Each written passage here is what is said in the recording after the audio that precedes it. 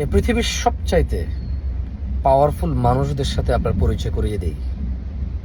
হতে পারে আপনি নিজেই পাওয়ারফুল, ওই ক্ষমতাগুলো রাখেন, জাস্ট আপনি জানেন না। 3 ব্যক্তির দোয়া সবচেয়ে বেশি পাওয়ারফুল এই পৃথিবীতে। বাবা মা যখন তার সন্তানের জন্য দোয়া করে, অ্যাজ এ পিতা মাতা তারা অনেক বেশি পাওয়ার হোল্ড করে, সুপার পাওয়ার। কেমন?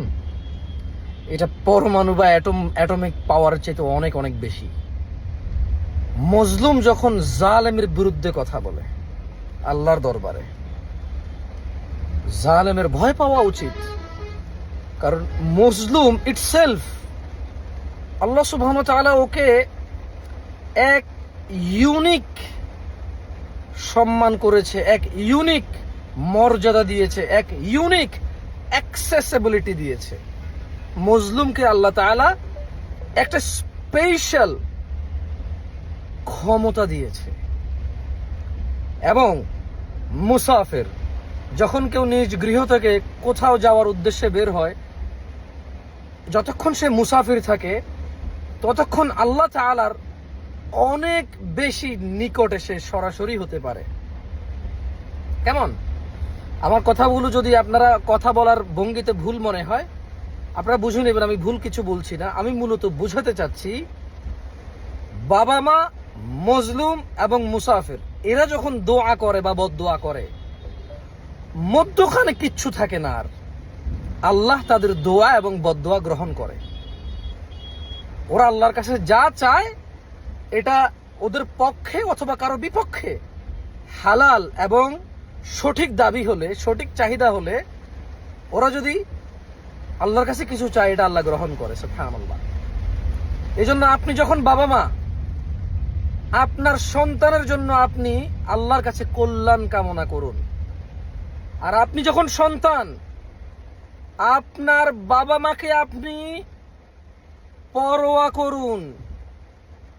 যদি ওনারা কোনোভাবে আপনার বিরুদ্ধে মুখ থেকে আল্লাহর কাছে বের করে, ইউ আর ফিনিশ, আপনি শেষ, কেউ রক্ষা করতে পারবে না, কিচ্ছু আপনার আর কাজে আসবে না।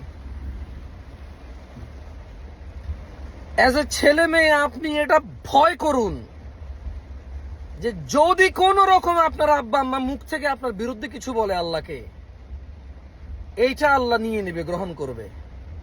দুনিয়া আখিরাতে লাঞ্ছিত হবেন আপনি। আখিরাতে তো must, there is no doubt about it. দুনিয়াতে হয়তো আপনি লিঙ্ক করতে পারবেন না যে এই সমস্যাটা কেন হলো, এই বিপদটা কেন হলো, আপনি হয়তো ওটা লিঙ্ক করতে পারবেন না, কানেক্ট করতে পারবেন না। আপনার যেহেতু আসলে ওই উদাসীনতায় আপনি মগ্ন, আপনি যেহেতু মানে উদাসীন বাবা মায়ের ক্ষেত্রে। আর কারো উপরে জুলুম করা থেকে বিরত থাকতে হবে আমাদের, কারণ মজলুম ইজ ভেরি পাওয়ারফুল। সে জালেমের বিরুদ্ধে কিছু বললে জালেম ডেফিনেটলি লাঞ্ছিত হবে, অপমানিত হবে। আখিরাতে তো 100% শিওর। দুনিয়াতে হয়তো সে লিঙ্ক করতে পারবে না তার কেন এই ক্ষতি হলো, কেন এই বদনাম হলো, কেন এই সমস্যা হলো, কেন তার এত অসুবিধা হচ্ছে, কেন তার জীবনটা এত অসুখী।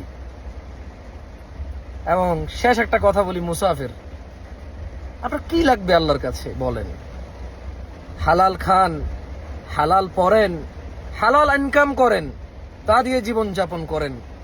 যদি অনেক বেশি ইনকাম হয় ওভাবে চলেন, যদি অল্প ইনকাম হয় এভাবে চলেন। কিন্তু ইনকাম যত খুশি হোক অথবা যত কম হোক, হালাল ইসলামের যে গণ্ডি আছে এর ভিতরে থেকে হবে, ইসলামের সীমা অতিক্রম করবে না, এর ভিতরে থাকুন।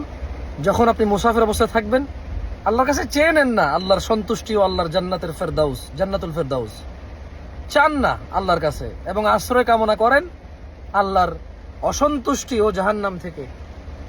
অ্যাজ এ মুসাফির আল্লাহ বলেছে আপনার থেকে আল্লাহ গ্রহণ করবে সরাসরি। মধ্যখানে কিচ্ছু কেউ থাকবে না, মধ্যখানে কিচ্ছু লাগবে না, আপনি বলবেন আল্লাহ গ্রহণ করবে।